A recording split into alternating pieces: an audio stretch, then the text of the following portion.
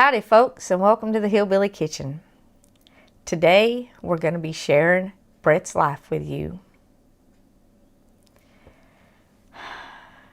I want to start this by thanking all of you for your prayers for both Bret and I, and for your prayers for me this past week. I cannot tell you how much he would have appreciated it, how much he did appreciate it. And I can't tell you how much your support means to me. We truly felt like you were all a part of our family. And you were certainly a part of the Hillbilly Kitchen and a part of our ministry. I did not want to address how Bret passed in this video at all. But unfortunately, there are people who are making that impossible. So I am very quickly going to say that he passed because he suffered from diabetes for years. And if you want to use his passing as an example for a health issue, that should be the health issue that you associate it with. And that should be the cause that you make his early passing about. I know there are a lot of people out there who are stating as fact his cause of death, and they are trying to make him a part of what's going on right now. He did not want to be a part of that. And there are people out there who are even being incredibly cruel, and they are saying that he got what he deserved because I did not tell you what decisions that you could make about what decisions you should make about your health. And I will not tell you what decisions that you should make about your health. I will tell you what Bret told all of his children, that diabetes is a horrible way to leave this world. It is very, very slow, and it is very, very painful. And no matter how current events are politicized, there have been flu viruses since the Garden of Eden. And there are new strains every year. Some year there are more than one strain. And some year that virus is worse than other years. And that will continue to be the case until the rapture. But diabetes is at epidemic levels in this country, and children are getting it. And I'm talking about type 2 diabetes, which is 100% preventable. And that's what he told our children. He said, please, please, eat in moderation. You can eat whatever you want, but eat it in moderation. Keep it under control, because once you lose control of it, it is almost impossible to get it back under control. So if you want to make his passing about something, make it about diabetes. I watched my mother in agony for over 10 years, and she passed away at 59 years old. She was the same age as Bret was. And I watched Bret in pure agony for over 10 years struggle with it while it ate his body. And I lost my grandmother. My granny, I talk about her all the time, my mom's mom. She also passed away because of diabetes. And it doesn't attack just part of your body. It literally attacks every cell in your body. So if you want to associate him in some way with an illness, it was diabetes. And if you want to associate him in some way with what's going on right now, associate his life in the way that he lived through this. Bret gave with a generous heart. He gave with a glad heart. And he did not tell people how much he gave, because he said that God teaches us to give with a glad heart, and God tells us to give in secret. Because if you receive your thanks on earth, you lose your reward in heaven. but Bret's already gotten his reward. So I'm going to tell you what he did through this. When this started, when it all blew up and the grocery store shelves were empty and people were locked down, Bret said, we got to help people. So if you go back and you watch the bread video, I offered 2 boxes of food that could be shipped. And when I offered that, we knew there were going to be way more requests. And a lot of you helped with that. But that was his idea. And as soon as I finished filming that, I left him to edit it. And I ran to town. And I almost never left him for the last 10 years because he was so afraid that he would pass alone. So I ran to town and I went to every store in town and I bought literally everything I could find that we could ship. And people gave me the dirtiest looks because they thought I was bringing it to us. They thought we were those people who were panic buying. But what I was doing was I was getting it to ship. And I don't remember how many boxes we initially shipped out. But for the past year and almost a half, however long it's been, every time somebody asked, we shipped a box. And we started shipping directly from Walmart, Amazon once they started shipping again because we could send more. And he wanted to send as much as we possibly could. And I don't know, I can't tell you how many boxes we've shipped, but every single person who gave me their address got a box, either from one of you or from us. And I'm sorry I haven't been on there in almost a month to check and see if anyone else has asked, but I will check that again. Those of you who have been reading, you know I was also sick.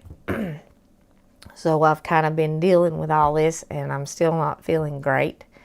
But if you want to associate his name with what's going on right now, you associate it with how he lived. And how he lived was that he loved his neighbor, and when he saw them in need, he took care of them. We have to stop pointing our fingers at each other. We have to stop blaming each other. We have to make the decisions that we believe are best for us and stop blaming each other for the decisions that we are making. We are not each other's enemy. We have to love each other and care for each other, and that's what Bret did when he was alive. So if you put his name with what's going on right now in any way, you do it in that way. And people who are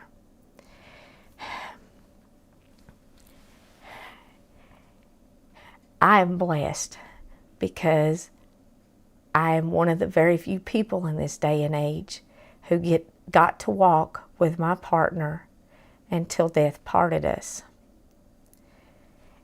And if you are blessed enough to have done that and you have reached that point where death parted you, I know what you're going through.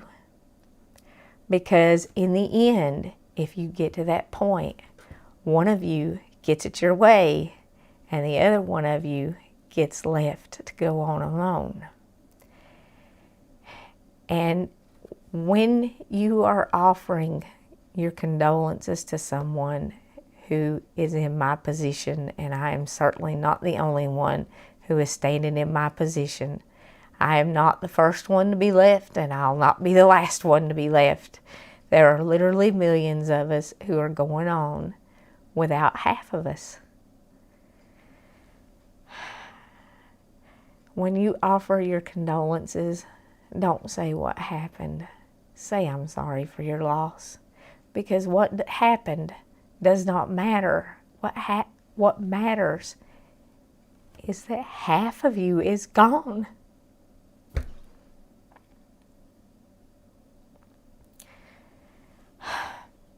If there was one thing in this world that my husband hated, it was tears. He lived with 5 women. And if I heard him say, suck it up or dry it up one time, I heard him say it 1,000,000 times. Don't turn on the tears. Bret was very much a man, and he was very much in control. And he literally controlled his life until he took his last breath. And I know a lot of people want details, and I'm going to give you just a few. He was under a doctor's care, but he was at home the way he wanted it. There was nobody here except for me and him, and literally everything was the way he wanted it. It wasn't at night. He was awake, and he was looking at me, and the lights were on, and he went very, very peacefully. And I know that he saw heaven as he left, because I could see it in his eyes.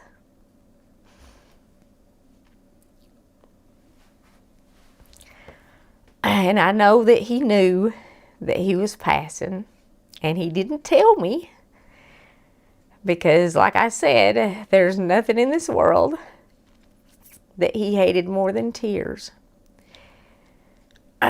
So now that we have addressed his passing, I want to tell all of you who are in my position, I truly do understand, and I am sorry for your loss. No matter what caused it, it does not matter. Gave. My husband loved. My husband was a strong man. He was the force behind our family. He was the force behind this channel. He was the force behind the ministry. He pushed me into everything I ever did. If I could just find in myself what he saw, I know I'll be okay. My whole life really was about him, so I'm literally having to find myself. He was my life since I was 17 years old. For almost 37 years, I was Bret and Becky, not Becky. So I will need a little time to adjust to that. But the channel is going to continue because that's what he would have wanted. And our middle daughter, Alex, is going to come and help me edit and help me take care of everything. And my daughter, Melinda, is working with me. She has been for a while. A lot of y'all talk to her on other social medias. Y'all have there's literally over 20,000 comments, and I want you to know that I'm going to read every single one of them, but I have to read them a few at a time, and I will probably be until at least Christmas doing that. But just seeing the sheer number, and every time I read them, I can feel your love and your support, and I truly do appreciate it. And I can feel your prayers, and they mean more to me than I can say. So I want to thank you all one more time. And now I really want to tell you about Bret. Because like I said, he hated tears. There's no need to cry for him. He is in heaven, and he is most likely having a party right now. Probably picking his banjo with Earl Scruggs and Roy Clark, and him and the Darlings and Andy are all sitting on the porch picking, and I know that he's celebrating now because like I said, I know what was in his eyes. He was a strong man, and he left a whole lot of girls. And to the men that he left, I know you have some big shoes to fill, but he would expect you to fill them. And he left a son who unfortunately never really knew him. There were a lot of circumstances that kept them apart. But I know, Joey, he would want you to know that he loved you. And literally the last message that he answered was yours. And your father talked about you the day that he passed. And your father prayed for you the day that he passed.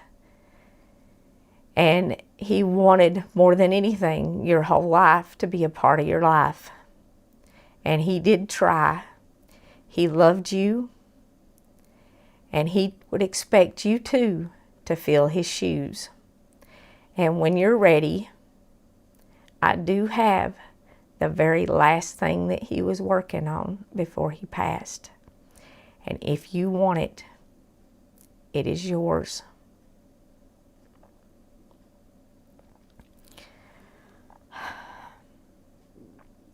Bret loved his family, and he protected us all.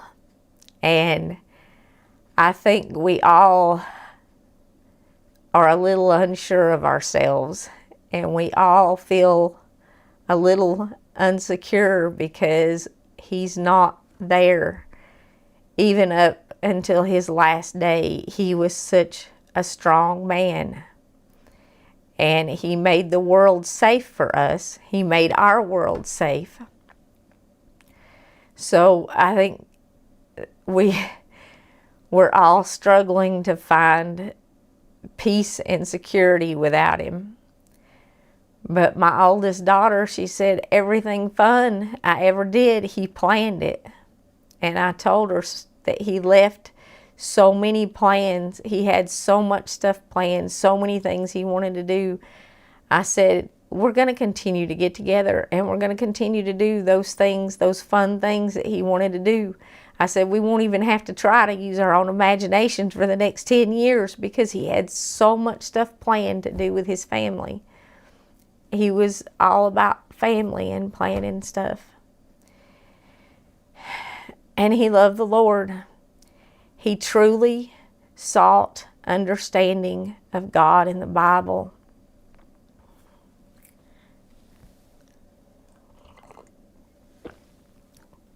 There's a verse that says it's up to each man to work out his own salvation with fear and trembling. And every day of his life, he searched the Bible because he wanted to make sure there was nothing that he had missed. And he wanted to make sure that he really was right with the Lord. And if I could sum up his life, especially in the last few years, with one verse, it would be Matthew 6:33.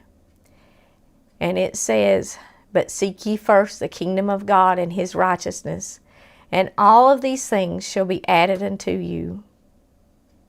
It was put God first in everything. In everything you do, put God first. Start out the day seeking God. Start out the day by asking him what he wants from you today. Start out the day by asking him if there's something that you need to be forgiven for.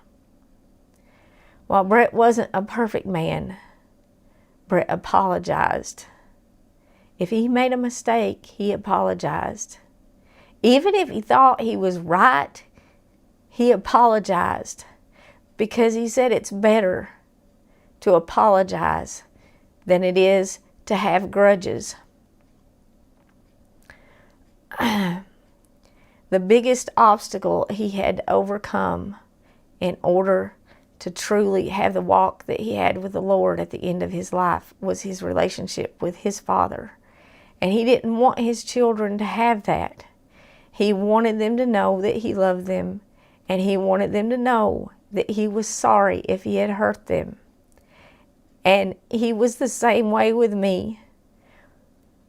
While he may not have been perfect, he was a man, and he was strong enough to say that he was sorry because he didn't want those grudges to destroy the people that he loved, and he didn't want those grudges to destroy the relationships that he cherished. So more than anything else, if you want his life to stand for something, let it stand for forgiveness. Apologize to those people who you love. Mend those fences. And get your life right with the Lord. Make sure you are secure in your salvation. because the only hope that we have in this world is the Lord. And I've heard so much about science, but somebody recently said, it was in a comment, they said, I never realized it, but in that life where you put your faith in science and in the world, there is absolutely no hope. And the difference between the God of the Bible and faith and the way the world lives is hope. And my husband lived his life with hope. And he knew that hope, that eternal hope. And he knew where he was going because he was sure in his salvation.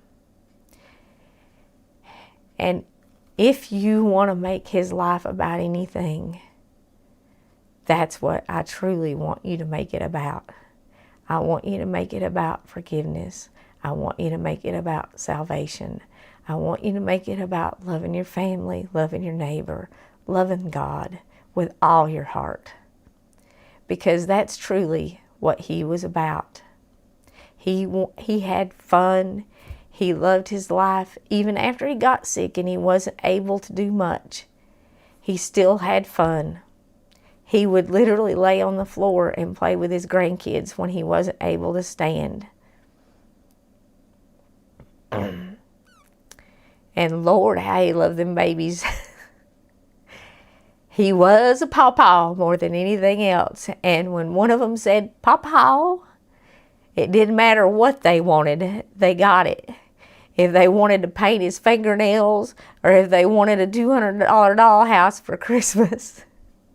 Last year, Charlotte wanted this big dollhouse. And she took a picture standing beside it in the store. And she came over to visit, and she went over and she laid her little head beside his, and she said, "Please, Pawpaw, I will love you forever." So, needless to say, that very night, it was ordered, and she had it on Christmas. And I wrapped it up, and it was in this huge box, and she came over way before Christmas.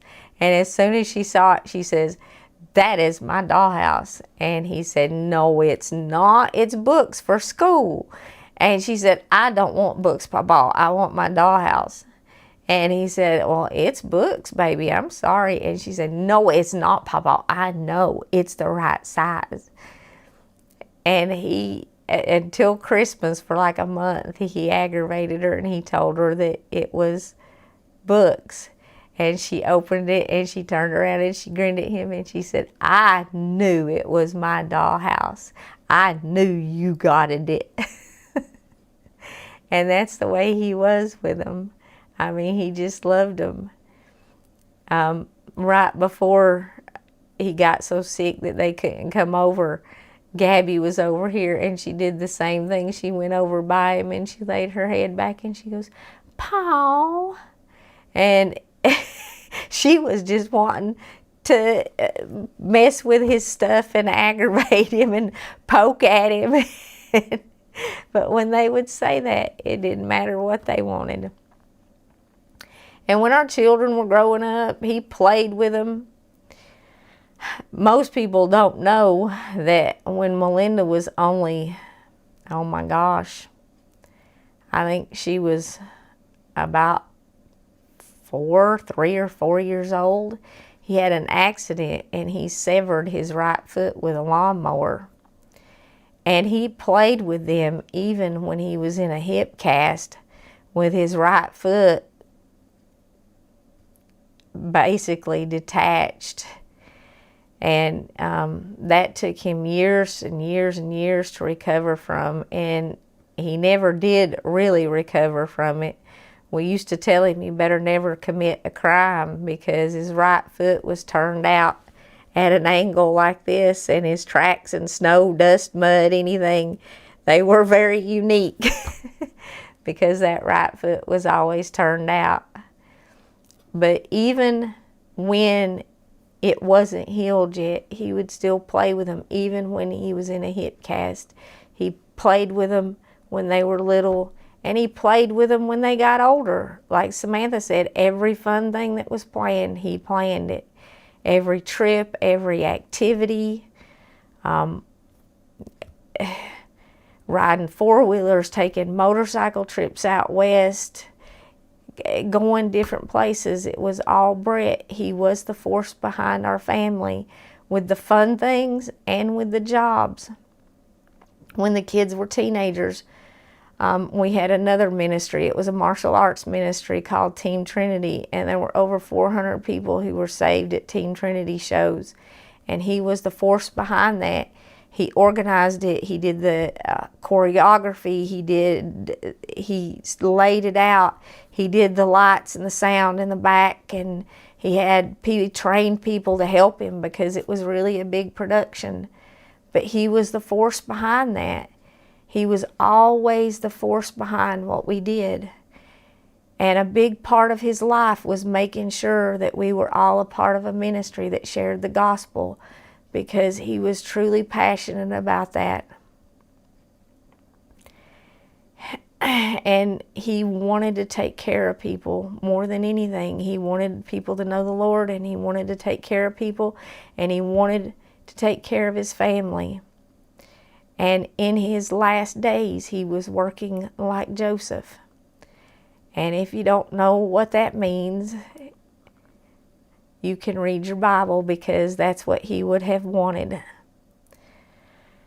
We're going to end this by sharing a lot of pictures of our life together so that you can get to know Bret, because he was always in the background and he was never out front.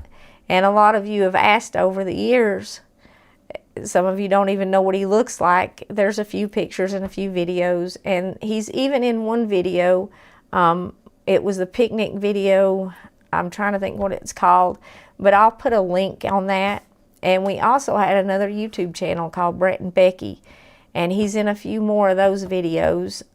If you want to go see what he looked like and hear him talk and stuff, he's talking in a lot of those.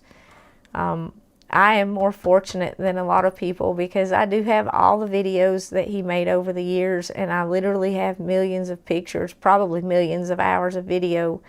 So if I miss him too bad, I can certainly hear his voice, and a lot of people don't have that.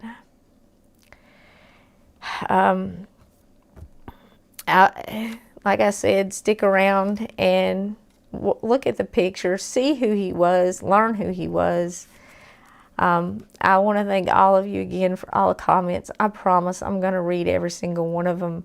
But if you've been in my position, you know that you have to do that stuff in bits and pieces, because it is so hard, because everyone says you're lost.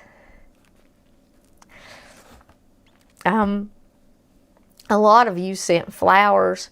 There's all these here that did not go with him, and you can't even tell the ground was disturbed where he is, because all of these cards here are flowers that went with him. I went in and I took his banjo and his picks and his things that he had all the time, and you know, I was kind of setting that stuff up for the service. And I saw all the flowers when I went in, and I thought, how nice, they've decorated the chapel for his service. And as I finished taking care of him, I noticed a card on one of them, and it said Bret Walker. And I started looking around, and they all had cards on them, and I started reading them, and I was like, oh my gosh, these are all for him. And the kids go, Mom, we've been reading cards for 20 minutes. They're from everywhere. They're from Ohio and different places, but none of these have addresses on them. So I can't even send y'all thank you cards. And I really wish I could go over every name, but I don't think I could get them out. And this would be incredibly long. But already I have gotten, this came with thank you cards and stamps. So thank you, that was truly a help. And all of these cards, they have been coming to the post office box. They have been coming to the funeral home. those of you who are in my position know that it's not a one visit to a funeral home when you have a loved one pass. And every time I go, they have another stack there. I just can't tell you how much I appreciate it all. Knowing that you're all out there praying for me does make this easier. And I have that too, that other people who are in my position don't have. I mean, I have all of you. And I want you to know that this is going to continue, and I am going to be okay. It is going to take me a little time to find the ground under my feet, because he was always there, always supporting me, always pushing me, always protecting me, and always holding me up. And it was very easy to face the world and be brave when you knew that Bret Walker was standing behind you. And it's going to be very hard to continue. Most of you know we live way out in the country, and I was, for the last 10 years, Bret never wore anything except a t-shirt and jeans, and I just thought that was appropriate, but I wanted the right color, and I couldn't find it in town, and somebody said go to Morristown, which is not exactly a city, but it's bigger than it is here, and I almost had a panic attack, because I could not face going in that store over there, or in any store over there, because it's bigger and it's busier, knowing that he wasn't behind me, he wasn't with me, and he wasn't protecting me.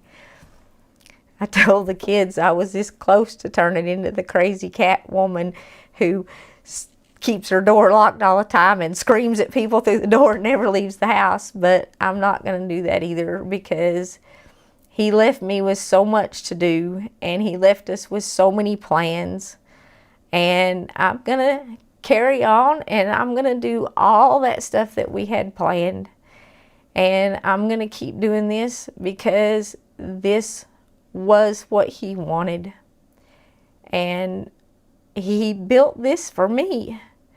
I mean, where this is at right now, it's here because he built it. And it's because he wanted me to have it, and he certainly wanted me to continue it.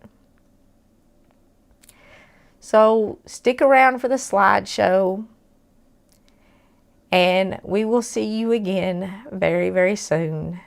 Thank you all so much for your love, support, and kindness. And until next time, remember to put God first. I love you all so much.